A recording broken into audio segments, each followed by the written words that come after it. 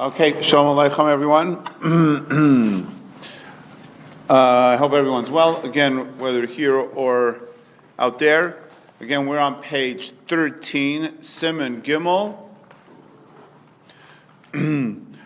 Sif Zion. So next last line in the Mechaber. So again, in Siman Gimel, we've been talking about basically the idea, the concept that's going throughout is the idea of tznius. We discussed the Bir Halacha from the Smak, that the Smak holds its tznius again as a mitzvah from the Torah. And again, we were discussing about our conduct, or one's conduct, in the restroom. So again, well, maybe I shouldn't say that. Because again, in historical context, as I mentioned last couple of days, they didn't have indoor plumbing like we do that we take for granted. Right, and they had to go in outhouses or even less than that. And yesterday we finished in Vav discussing about, once we're discussing about what directions a person can or cannot face. Let's say they're out in the open and going to the bathroom. So we also spoke about the Mechaber's Mishnah Berurah, and we had a whole discussion about that, about sleeping positions. Again, not on the side that we'll discuss later, on the side, on your back, or but again, the direction of the bed. So in Zion, the Mechaber says, if someone urinates, again, we're not talking about a bowel movement, we're talking about urinating, but you're from the tzofim and in, or closer. And the Ramah explains, Perush, the tzofim is, again, a litzafet, right, means to see, to have a vista, right? To have a view. So therefore, what's the view? The ultimate view. The view of seeing the Harabayis. But further out from there, as you can see, it brings from Rashi, you cannot see the Makom HaMikdash. So as we know, I think we call it Mount Scopus. I don't know what a scope is. Or maybe a scope is like a scope, like maybe that's where... Yeah. Because we call it Har Sofim, right, in Hebrew. Har Zaysim, Har Sofim, right, you know. So maybe that's where it comes from. I don't know. Yeah. It almost sounds like scope, which means... Right, I'm saying it could be some, it sounds like it, yeah. Yeah, maybe that's where a scope came from, yeah. Yeah, very interesting. So anyways, so therefore... Lo yeshev be'opanav l'kapei kodesh. So again, here we're talking about urinating. You shouldn't urinate facing the Makom HaMikdash for the obvious reasons. You know, it's again, even though it's urinating, but still it's not, you know. Now again, so we saw yesterday that when a person's doing a bowel movement, they shouldn't face certain directions because of the Shekhinah. But here we're not talking about that. Here we're talking about urinating. So again, that's a problem only if you're within eye shot, if you want to use that term, of the Makom HaMikdash. Ella, next page. Ella, l'tzafon daram, you face north or south. Or yisalak hakodesh stadim, or go to the side, move to the side, so you're not facing the Makom HaMikdash. Now, okay, so let's go on Ches. Now again, now we're not talking about necessarily you're in Eretz Yisrael or in Yerushalayim, or near Yerushalayim, I should say. But if a person's going to the bathroom out in a field, again, and that was very common in those days, not that long ago.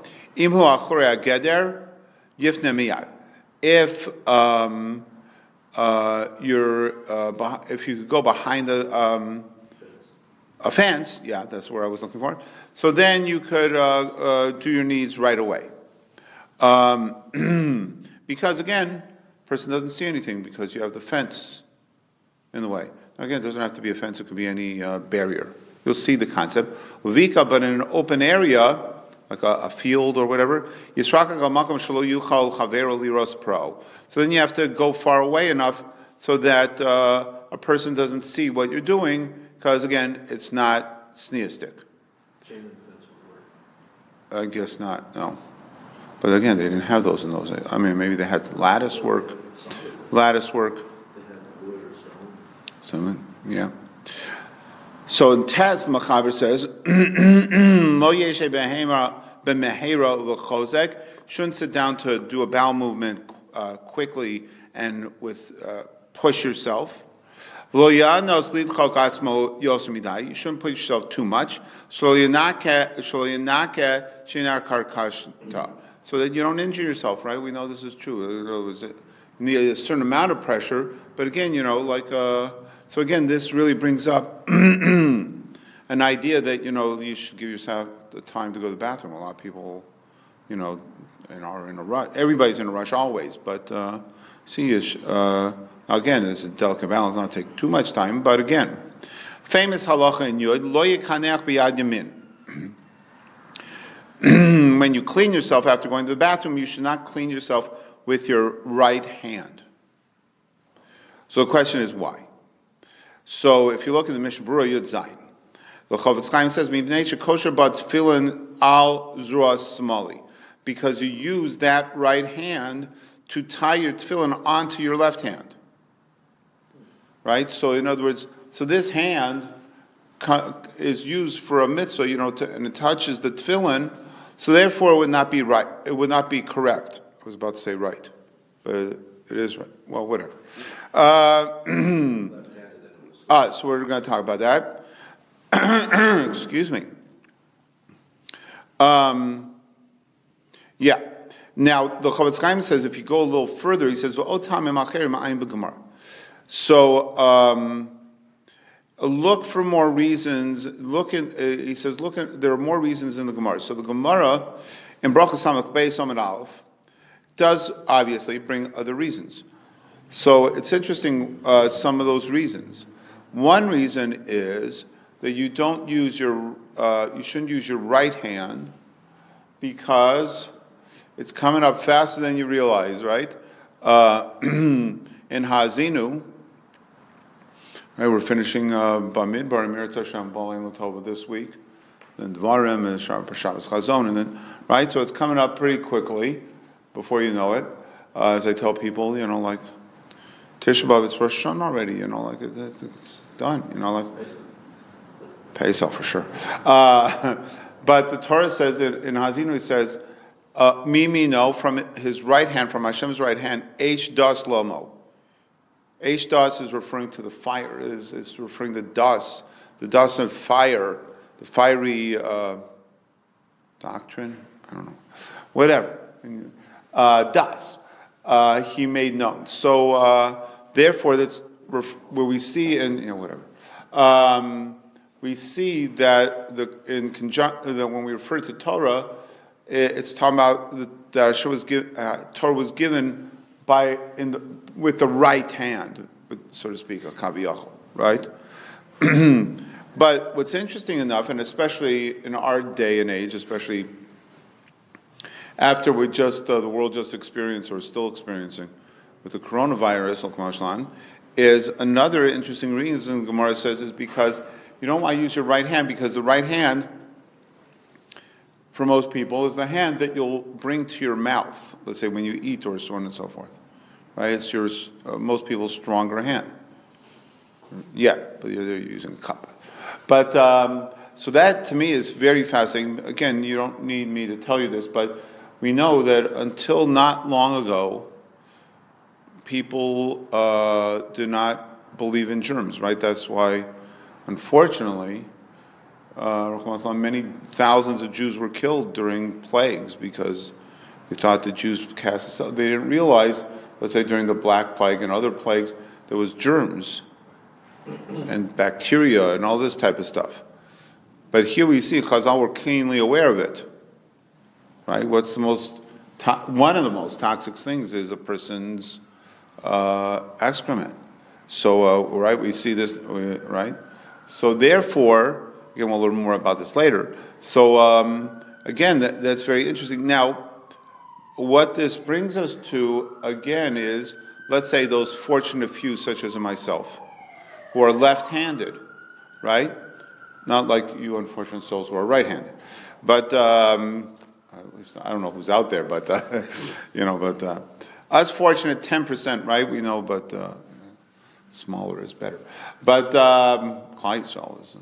So, but anyways, again, what's the nafkamina and halacha between all those three reasons? The three reasons we just brought. Again, the Mechaber said the reason. The Mishnah Berurah said the first reason, primary reason it seems from the Mishnah Berurah, is because you don't use your right hand to clean with. It's not a nice thing to do. So therefore, you shouldn't do it with the right hand because that's what you use to tighten your tefillin. Then the other reason is hygiene. That's the last reason we brought it. The middle reason is Torah was given with the right. So of those three reasons for lefties, one doesn't apply. Mimi no Eishtas Lomo, right? Hashem gave it, so to speak, Kaviyachol, with his right hand. That has nothing to do with me. I mean, it does, but not. But the other two reasons, again, if you say the last reason, like I mentioned, that's hygiene because that's the hand that you take to your mouth because it's your prominent hand. So then for me, I'm left-handed, so therefore I should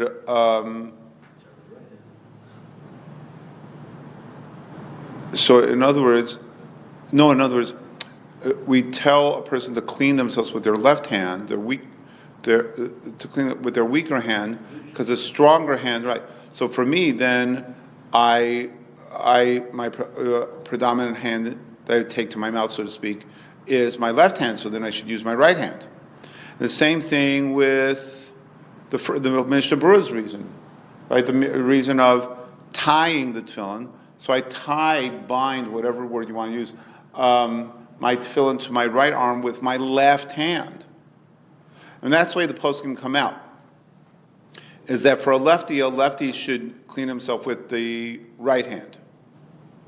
Because two out of the three reasons apply to a lefty in that way. Now the Mishnah Berurah also says, no matter which hand you use, if you're left-handed or right-handed, he says, Tov Lizar, you should be careful, again, this is from the Shlah, that you should not wipe, even with when you're using your offhand, right? You should be careful not to more or less use your middle finger, even if you're of your offhand. Think why? Again, the predominant reason we brought, the first reason was tefillin. So your middle finger is where the three wraparounds go around. So you're right, it's your offhand, and so for tying we say your predominant hand, you should use the other hand. But again, Lamaisa, that finger has the tefillin wrap around it.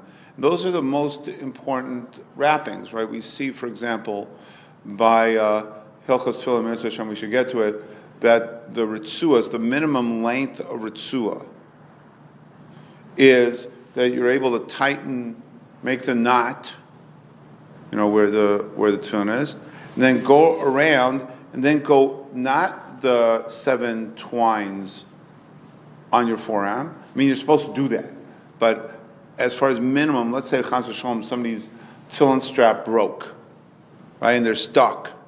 So then the minimum size is that you tighten it, go around, and then you go straight to the finger and go around, and able to go around 3 times. So you see the wrapping around that middle finger 3 times is very essential.